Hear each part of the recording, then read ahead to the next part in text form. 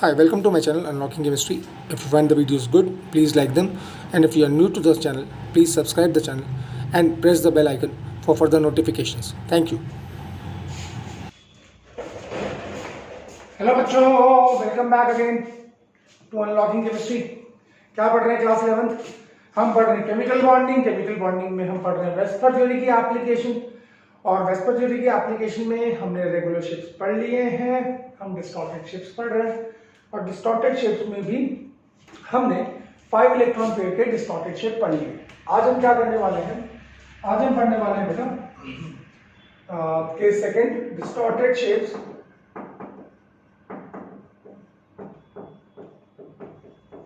Of 6 electron pairs.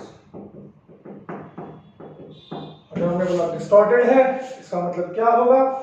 इसका मतलब 6 electron pair में लोन पेयर भी होंगे और बॉन्ड पेयर भी होंगे। ठीक है बेटा, आज हम क्या करने वाले हैं? 6 इलेक्ट्रॉन पेयर की डिस्टॉर्टेड शेप पढ़ने वाले हैं। अब सबसे पहले हम इसमें, मैंने आपको पहले भी बोला था, क्या बोला था बच्चों, कि अगर आपको डिस्टॉर्टेड शेप सीखनी है तो पहले आपको रेगुलर शेप सीखनी होगी। रेगुलर शेप क्या होती है? Regular shape of 5 electron pair क्या होती है? 5 electron pair, that means electron pair, that means अगर 5 बॉन्ड पेयर होंगे तो कौन सी होगी? 6 है ना ऊपर। 6 बॉन्ड पेयर होंगे तो कौन सी होगी? कौन सी होती है? वो होती है ऑक्टाहेड्रल, और इसी को स्क्वायर बायपिरामिडल भी बोलते हैं। ये रिवीजन हो रहा है, ठीक है। और 6 बॉन्ड पेयर होंगे तो कौन सा एलिमेंट होगा जिसके पास 6 इलेक्ट्रॉन पेयर हों? 6 इलेक्ट्रॉन पेयर होते हैं सल्फर के साथ। इसका एग्जांपल हमने पढ़ा था SF6 या SeF6, ठीक है।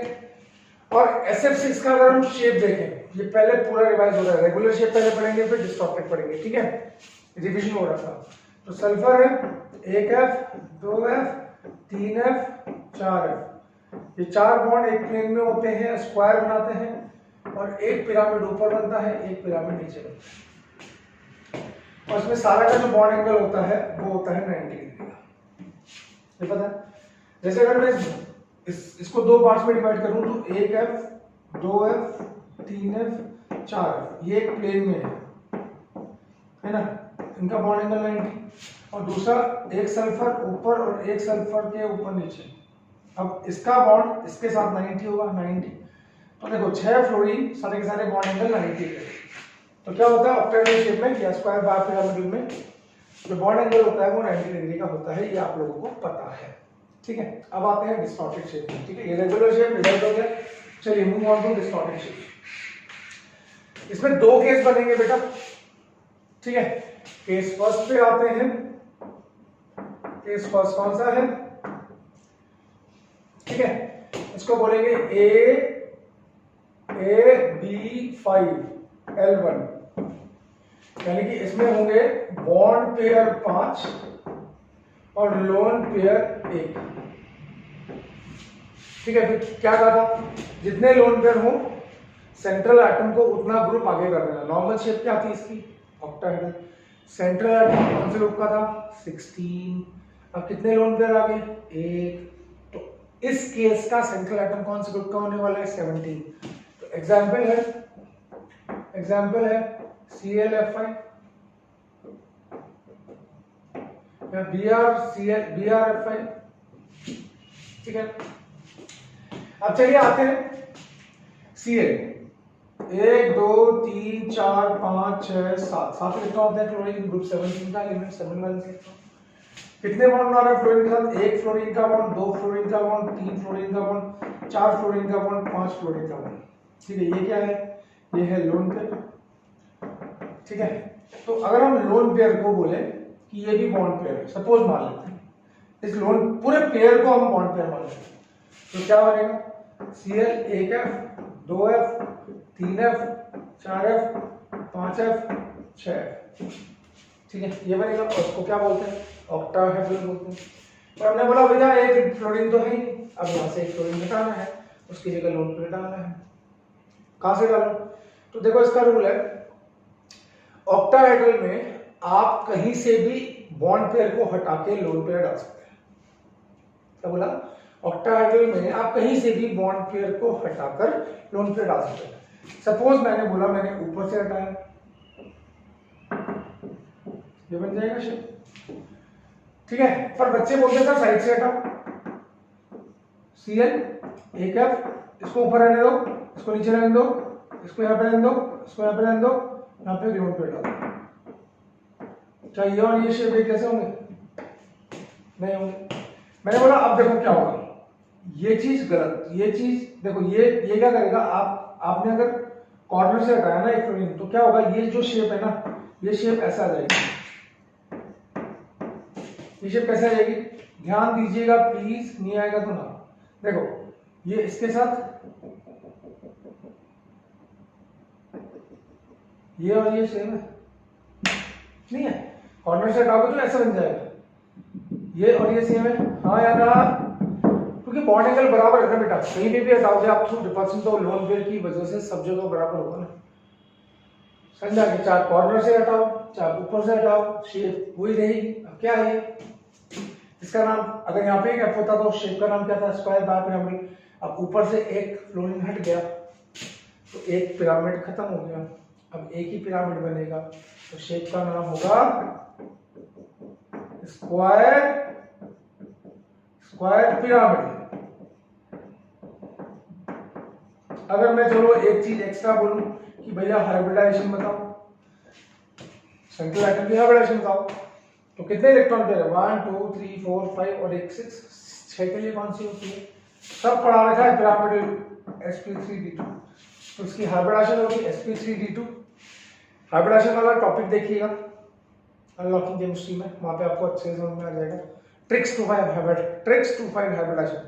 तो अब देखो ना, अब वेस्पर थ्योरी में हमें शेप भी प्रेडिक्ट करनी है और जो पुराना वाला टॉपिक था हाइब्रिडाइजेशन वो भी यूज करना है, ठीक है? समझ में आया मेरे प्यारे बच्चों? तो ये हो गया केस फर्स्ट AB5L2। अब हम करते हैं केस सेकंड। केस सेकंड में हम क्या कर रहे हैं? 5 की जगह क्या कर रहे हैं? 4 कर रहे हैं। लोन पेयर कितने हो जाएंगे? 2 हो जाएंगे। तो बॉन्ड पेयर कितने हो जाएंगे? 4 हो जाएंगे। लोन पेयर एक की जगह कितने हो जाएंगे? 2 हो जाएंगे, ठीक है? अब ये समझ में आ गया, इसको हटा दो बेटा, इसको हटा दें, ठीक है ना? यहाँ पे समझ में आया? कोई प्रॉब्लम आया मेरे प्यारे बच्चों? समझ में आ रहा है? अब लोन पेयर कितने होंगे? बोलो बोलो बोलो। सॉरी, एग्जांपल क्या होगा? अगर मैं एग्जांपल बोलूंगा,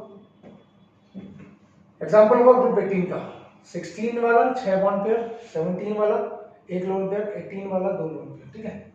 XeF4 है। चलिए मेरे बनाते हैं Xe 1 2 3 4 5 6 7 8, 1 fluorine, 2 fluorine, 3 fluorine, 4 fluorine, ठीक है? 1 लोन पेयर, 2 लोन पेयर, इसको भी क्या मान लो? बॉन्ड पेयर, है ना? तो शेप क्या बनेगी? Xe 1F 2F 3F, fluorine है 4F, 1F ऊपर 1F नीचे। आया या नहीं आया? आ गया? अब क्या हटाने? 2 फ्लोरीन हटाने, तो कहां से हटा दो? कहीं से भी हटा सकते हैं। मैंने हटा दिया यहाँ से, मैंने हटा दिया यहाँ से। अब क्या होगा? ऊपर से भी एक पिरामिड गायब हो गया, नीचे से भी। तो शेप को क्या बोलेंगे? शेप को सिंपल बोलेंगे स्क्वायर है भैया, और प्लेन में है तो स्क्वायर प्लेन। समझ में आया? तो ये हो गए 6 इलेक्ट्रॉन पेयर के सारे डिस्टॉर्टेड शेप्स। चलिए अब मूव करते हैं 7 इलेक्ट्रॉन पेयर के डिस्टॉर्टेड शेप्स के ऊपर, ठीक है? तो distorted shapes of 7 electron pair, 6 की जगह क्या कर देते हैं? 7 इलेक्ट्रॉन पेयर कर देते हैं। ये समझ में आ गया? चलिए जब हमारा थर्ड केस आ जाएगा, दिस इज केस नंबर 3। हमने डिस्टॉर्टेड शेप 5 के पढ़ लिए, हमने डिस्टॉर्टेड शेप 6 के पढ़ लिए। Now we are going to 7 electron pair, ठीक है? यानी कि लोन पेयर भी होंगे, बॉन्ड पेयर भी होंगे। 7 इलेक्ट्रॉन पेयर की नॉर्मल शेप क्या होगी मेरे प्यारे बच्चों? इसका नाम होता है पेंटागोनल बाइपिरामिडल। पेंटागोनल बाइपिरामिडल, है ना? और एग्जाम्पल कौन सा, जिसके पास 7 होंगे, 7 बॉन्ड पेयर होंगे। नॉर्मल शेप में तो 7 बॉन्ड पेयर होंगे ना, IF7 था। ठीक है, कैसे बना था, I था 1F 2F 3F 4F 5F, ये पेंटागन बन गया। बॉन्ड एंगल कितने का, 72 डिग्री, और एक पिरामिड ऊपर और एक पिरामिड नीचे। बॉन्ड एंगल कितने का, 90 डिग्री। ठीक है ना। अब सवाल ये आता है कि जब हम इसकी डिस्टॉर्टेड शेप पढ़ेंगे, एक ही केस बनेगा बेटा इसमें। ठीक है, क्योंकि इसके आगे एक ही ग्रुप है, तो एक ही लोन पेयर वाला केस बन सकता है इसमें। इससे ज्यादा ग्रुप टी के बाद तो पीरियोडिक टेबल खत्म हो जाती है ना। और उसमें कुल सेंट्रल आइटम कौन सा ग्रुप है, 17। तो इसके आगे कितने ग्रुप है, एक। तो कितने डिस्टॉर्टेड केस बनेंगे, ठीक है। अब ने बोला वापस आता है, यहाँ तक आ गया। अब आते हैं डिस्टॉर्टेड शेप, ये तो रिवाइज हो रहा है आपका नॉर्मल शेप वाला तो, ठीक है ना। अब आते हैं कि सेकंड डिस्टॉर्टेड शेप्स, इसमें एक ही केस बनेगा, AB6L1, यानी कि बॉन्ड पेयर होंगे 6 और लोन पेयर होगा 1, ठीक है। और सेंट्रल आइटम होगा ग्रुप 18 का, तो इसका एग्जांपल जो बनेगा वो बनेगा XeF6, ठीक है। चलिए आते हैं, एक Xe, 1 2 3 4 5 6 7 8 इलेक्ट्रॉन, एक फ्लोरीन, 2 फ्लोरीन, 3 फ्लोरीन, 4 फ्लोरीन, ये फ्लोरीन के इलेक्ट्रॉन है क्रॉस वाले, 5 फ्लोरीन, 6 फ्लोरीन, एक लोन पेयर बचा, इसको भी बॉन्ड पेयर मान लो। तो क्या बनेगी शेप, जैसे भी IF7 की बनी, Xe 1F 2F 3F 4F 5F, pentagon बन गया है ना बच्चों। एक प्लेन के ऊपर है, एक प्लेन के नीचे है, ऐसा बनता है ना पेंटागोनल बाइपिरामिडल, है ना बेटा। अब कहां से हटाएं, अब एक F हटाना है, कहां से हटाऊं, प्लेन से हटाऊं या प्लेन के ऊपर और नीचे से हटाऊं, दोनों जगह से हटाऊं। अगर मैं यहां से हटाता हूं और यहाँ पे लोन पे डालता हूं, ये सेकंड Xe हमने बोला 1F 2F 3F 4F 5F, ठीक है मेरे प्यारे बच्चों। और एक लोन पे ऊपर डाल दिया। अब शेप ये वाली होगी या ये वाली होगी, ये बताना है। अब मेरा रूल ये क्या है कि bond pair lone pair repulsion देखना होता है, आपने पिछली बार भी पढ़ा। यहाँ पे देखो, इसका इससे कितना degree, 2 lone pair bond pair repulsion at 72 degree, है ना, 72 डिग्री 72 डिग्री, ठीक है। और ये इसका इससे कितना होगा, 90 डिग्री, इसका इससे कितना होगा, 90 डिग्री। तो 2 lone pair bond pair repulsion at 90 degree, यानी कि 100 डिग्री से कम में 4 lone pair bond pair repulsion हो गए। 2, एक इसके साथ 72 डिग्री पे, और एक इसके साथ 90। अब इसका तो 144 डिग्री हो जाएगा, बहुत बड़ा बॉन्ड एंगल हो जाएगा, वो रिपल्शन हो जाएगा, यानी कि total loan pair bond pair repulsion जो है वो 4 है। अब इसका इस लोन पेयर का इससे ये एक प्लेन के ऊपर है ना, तो यहाँ पे 5 loan pair bond pair repulsion हो रहे हैं 90 डिग्री में। अब देखो 100 से नीचे बॉन्ड एंगल मेरा रूल है ना, 100 से नीचे कितने loan pair bond pair repulsion हो रहे हैं, 5। अगर मैं इसको प्लेन के ऊपर रखता हूँ, अगर मैं प्लेन में रखता हूँ तो 100 से नीचे कितने हो रहे हैं, 4, यानी कि इसमें क्या हो रहे हैं, इसमें ज्यादा मोर रिपल्शन हो रहा है, ठीक है। तो इसकी एनर्जी क्या होगी, मोर एनर्जी होगी, और क्या होगी, लेस स्टेबिलिटी होगी, है, यानी कि ये एग्जिस्ट नहीं करेगा। क्या करेगा, ये एग्जिस्ट करेगा। समझ में आ गया, तो ये एग्जिस्ट नहीं करेगा, मॉलिक्यूल इस फॉर्म में एग्जिस्ट करेगा, ठीक है।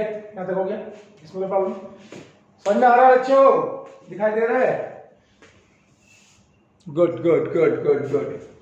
अब क्या कर रहे हैं, हमने बोला चलो नहीं, तो ये तो हो नहीं सकता, इसको हटा दिया।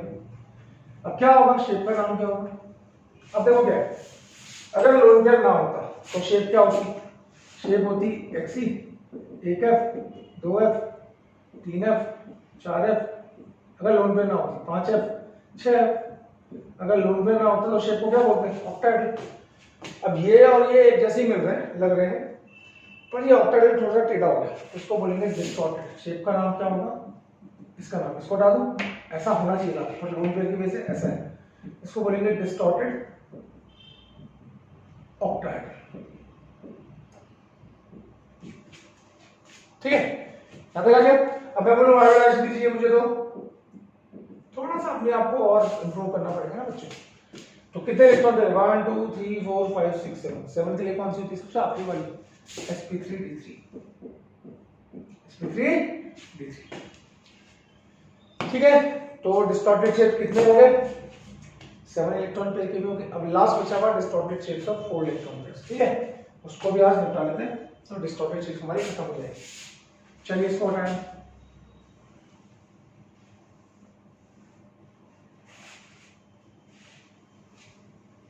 चलिए ऊपर देखिए, distorted shapes of 4 electron pair. ठीक है, नॉर्मल शेप क्या होता है 4 इलेक्ट्रॉन पेयर का, नॉर्मल शेप क्या होता है 4 इलेक्ट्रॉन पेयर का, नॉर्मल शेप और 4 बॉन्ड पेयर क्या होता है, टेट्राहेड्रल, टेट्राहेड्रल होता है ना बच्चों।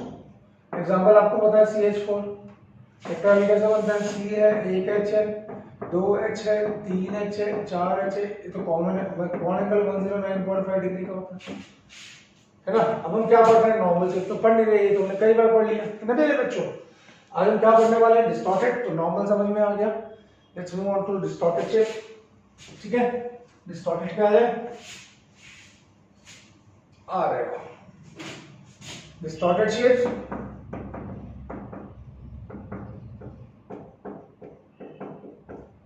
ऑफ 4 इलेक्ट्रॉन पेयर, और 4 इलेक्ट्रॉन पेयर है मतलब लोन पेयर भी होंगे और बॉन्ड पेयर भी होंगे। इसमें 2 केस बनते हैं बेटा। ठीक है, case first, case second. Case first, case first को लिखता हूं मैं AB3L1, यानी कि A और B के बीच में 3 बॉन्ड बने हुए और लोन पेयर 1। ठीक है, यानी कि बॉन्ड पेयर कितने होंगे, 3, और लोन पेयर कितने होंगे, 1 होगा। ठीक है प्यारे बच्चों, सेंट्रल एटम जितने लोन पेयर उतना एक ग्रुप आगे बढ़ा दो। नॉर्मल शेप में सेंट्रल एटम कौन से ग्रुप का था, 14, एक लोन पेयर आया तो किसका हो जाएगा, एक ग्रुप आगे 15। एग्जांपल NH3 PCl3, देखो सेंट्रल एटम ग्रुप।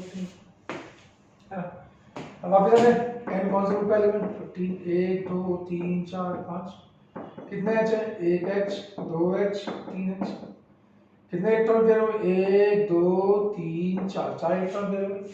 पर ये क्या है, एक लोन पेयर, इसको भी बॉन्ड पेयर मान लेते हैं, है ना। अगर इसको भी बॉन्ड मानेंगे तो शेप कैसे हो जाएगी, जैसे NH4 की होती, CH4 की होती, क्या होगा, 1 H, 2 H, 3 H, 4 H, और 1 H तो है ही नहीं, तो कहाँ से आएगा, कहीं से भी हटाओ, क्योंकि सारे बॉन्ड एंगल बराबर है, कहीं से, जब बॉन्ड एंगल बराबर है तो कहीं से भी हटाते।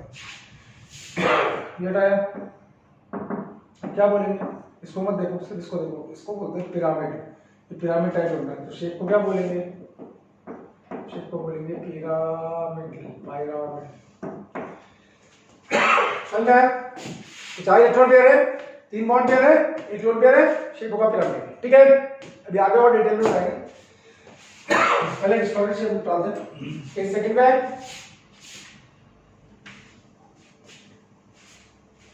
ठीक है मेरे बच्चों, तो केस सेकंड पे आते हैं। अब क्या होगा, AB2L2, यानी कि बॉन्ड पेयर कितने, बॉन्ड पेयर होंगे 2, लोन पेयर कितने होंगे, 2। ठीक है बच्चों, बॉन्ड पेयर 2, लोन पेयर 2। चलिए, अब बॉन्ड पेयर 2, लोन पेयर 2, अब 2 ग्रुप आगे बढ़ा दो, यानी कि ग्रुप 16। और एग्जाम्पल क्या होगा, एग्जाम्पल क्या होगा, ग्रुप 16 के एग्जाम्पल ले लो, पानी H2S, है ना, सबको पता है। अब पानी, सेंट्रल एटम कौन सा, ऑक्सीजन, कितने इलेक्ट्रॉन, 1 2 3 4 5 6, कितने बॉन्ड आएगा, हाइड्रोजन का 2, बन गए 2, 1 2 3 4, 2 है बॉन्ड पेयर, सॉरी 2 है बॉन्ड पेयर, 2 है लोन पेयर, तो शेप क्या होगी, बेंड हो जाएगी, 1 lone pair, 2 lone pair, 1 H, 1 H, इस शेप को बोलेंगे बेंड। ठीक ठीक है मेरे बच्चों, बेंच शेप होगी। और हाइब्रिडाइजेशन अगर मैं पूछूं, हाइब्रिडाइजेशन कितनी होगी हाइब्रिडाइजेशन? 1 2 3 4, 4 के लिए कौन सी? तो अब मेरे ख्याल से हाइब्रिडाइजेशन और शेप आपको प्रेडिक्ट करनी आगे होगी। तो बच्चों इस वीडियो में हमने जितने भी डिस्टॉर्टेड शेप्स थे वो सारे खत्म कर लिए। इससे पहले वाले वीडियो में हमने सिर्फ 5 इलेक्ट्रॉन बेस किए थे, क्योंकि सबसे ज्यादा एग्जाम में वही आता है। ठीक है, अगले वीडियो में, ये वीडियो यहाँ पे खत्म हो रहा है, अगले वीडियो में हम वेस्पर थ्योरी के बेसिस पे बॉन्ड एंगल कैसे बताएं या बॉन्ड एंगल को कैसे कंपेयर करें, ठीक है, वो करने वाले हैं। ठीक है, और वो ज्यादा इंपॉर्टेंट वीडियो है क्योंकि नीट जेईई में ज्यादातर क्वेश्चन वहीं से आते हैं। ठीक है, कि arrange the following in the decreasing order bond angle, increasing order bond angle. तो पहले हम सीखेंगे अगले वीडियो में कि बॉन्ड एंगल को क्या क्या चीजें इन्फ्लुएंस करती हैं, ज्यादातर वेस्पर थ्योरी से ही चीजें निकल के आएंगी। ठीक है, तो मिलते हैं नेक्स्ट वीडियो में। Thank you so much for watching.